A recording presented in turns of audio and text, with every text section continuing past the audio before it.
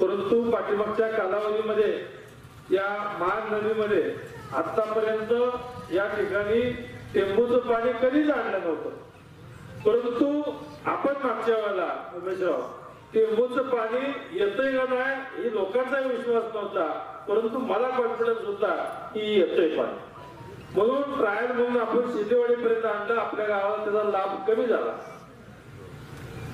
परंतु या निमित्तानं आज परवा माझा आणि प्रशांत मालकांची बोलणं त्याविषयी झालं की त्या टेंबूच्या पाण्यावर आम्ही या निमित्तानं भविष्य काळामध्ये 1 TMC त्या योजनेतून टेंबूच्या यातून आपल्या उपसा 24 गावची उपसा सिंचन आणि मान नदीच्या संपूर्ण सरकुरीपर्यंत असणाऱ्या सर्व गावांना जर उन्हाळ्यातली एखादी जर पाळी आपल्याला मिळाली तर नक्कीच आपल्या शेतकऱ्यांचा चांगला फायदा होतोय.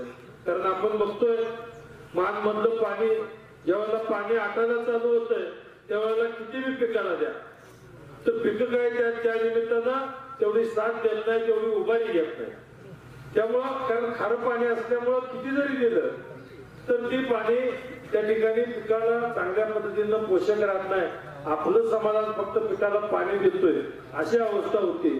परंतु उन्हाळ्यामध्ये आपण ते पाण्याचं पाणी बघित नाही, पण टेंबूचं शुद्ध आणि स्वच्छ पाणी हे जर आपल्या मान नदीमध्ये आलं तर नक्कीच उन्हाळ्यामध्ये जी पिकाची होरपळ होती ती सुद्धा होरपळ भविष्यामध्ये 100% थांबल. आज या निमित्तानं सांगू इच्छितो की गावातले रस्ते असतील, गावातल्या आज बऱ्याच नागरिकांना ज्या असुविधा निर्माण होत होत्या त्या असुविधा म्हणजे ग्रामपंचायत कार्यालय पार्ट्या ही येते ती येते सगळं काय कोण कुठं ताम्रपत्र घेऊन आलेलं नसतं. परंतु गावातील लोकांना योग्य सुविधा मिळाल्या पाहिजेत याकरता आपल्या गावामध्ये ग्रामपंचायत कार्यालय होणं हे खूप महत्वाचं आहे. या निमित्तानं सदगर शेठ यांनी पाठपुरावा बऱ्यापैकी त्या निमित्तानं केला आणि आज त्यांच्या काळामध्ये या ठिकाणी या आपल्या ग्रामपंचायत कार्यालयाचं सुद्धा त्या ठिकाणी आज शुभारंभ चालू केला नाही का निविदा प्रक्रिया मला. तर भविष्यामध्ये ही आचारसंहिता झाल्यावर काम चालू होईल आणि चालू झाल्यानंतर काही 6 महिन्यात वगैरे संपल आणि 100% आपल्या गावातील सुविधा देण्यासाठी एक चांगलं ग्रामपंचायत कार्यालय सुद्धा या निमित्तानं होईल. शिवाय पाण्याचे प्रश्न भविष्यामध्ये सुद्धा सोडवण्याचं काम हे आपण या निमित्तानं करायचं आहे. आज या निमित्तानं सांगू इच्छितो की सगळे आपले अनेक प्रश्न आहेत, पण हे प्रश्न सोडवत असताना आपलं हे महायुतीचं सरकार हे सरकार आज भारतीय जनता पार्टी, राष्ट्रवादी काँग्रेस आणि या ठिकाणी शिवसेना या रयत क्रांती RPI हे सर्व महायुतीचं सरकार या निमित्तानं काम करतंय. आणि महायुतीचं सरकार काम करत असताना माझ्या माता भगिनीच्या पाठीमागे सक्षमपणे आज उभा आहे.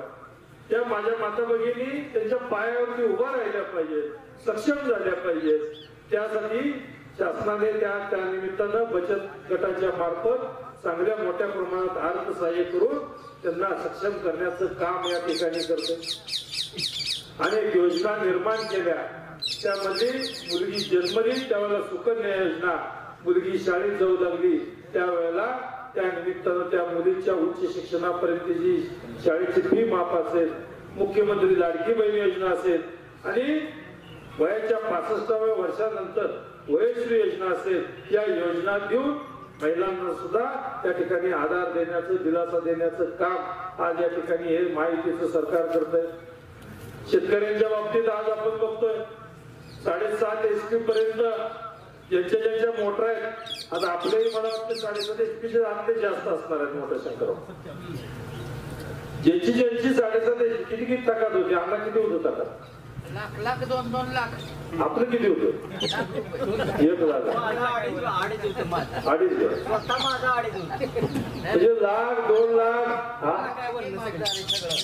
लाख 2 लाख 3 लाख 4 लाख 5 लाखापर्यंत लाईट बिल होती. ही लाईट बिल माफ झाली आणि येणार लाईट बिल सुद्धा ते 0 म्हणजे 0 लाईट बिल या ठिकाणी येऊ लागले. PM किसान आणि नमो किसान योजना केंद्र आणि राज्य सरकारची योजना आहे. या योजनेमुळे सुद्धा शेतकऱ्यांना आधार देण्याचं काम त्या ठिकाणी सरकार करतंय. 1 रुपयामध्ये पीक विमा निर्माण होतोय. आणि आता उपमुख्यमंत्री देवेंद्रजींनी त्या ठिकाणी घोषणा केली की आपलं हे महायुतीचं सरकार आल्यानंतर सर्व शेतकऱ्यांना त्या ठिकाणी कर्जमाफी होणार. त्या निमित्तानं आज सांगू इच्छितो. पण एवढ्या ताकदीने जर सरकार शेतकऱ्यांच्या, माता भगिनींच्या, युवकांच्या, सर्व समाजातील घटकांच्या पाठीमागे जर राहत असेल तर आपली या निमित्तानं सगळ्यांची जबाबदारी आहे की आपण या सरकार महायुतीच्या सरकारच्या पाठीमागे राहिलं पाहिजे. आज या मतदारसंघामध्ये आपल्या संविधान भवन नाही उभं राहिलं. संविधान भवनाचं दिलं नाही का प्रस्ताव जागेच्या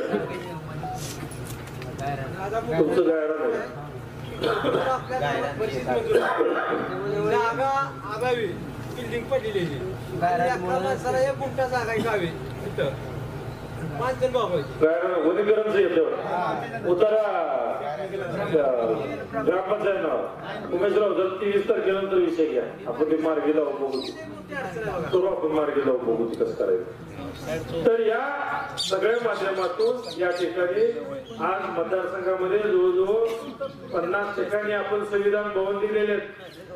त्या मतदारसंघामध्ये आपण मराठा भवन उभा करतोय, अहिल्या भवन उभा करतोय, वारकरी भवन उभा केलंय, दिव्यांग भवन उभा करतोय.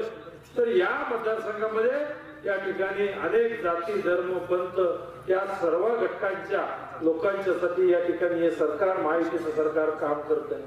म्हणून आपल्या सगळ्यांची जबाबदारी आहे. आपल्या सगळ्यांना विनंती करतोय की येणाऱ्या 20 तारखेला आपण आपलं मत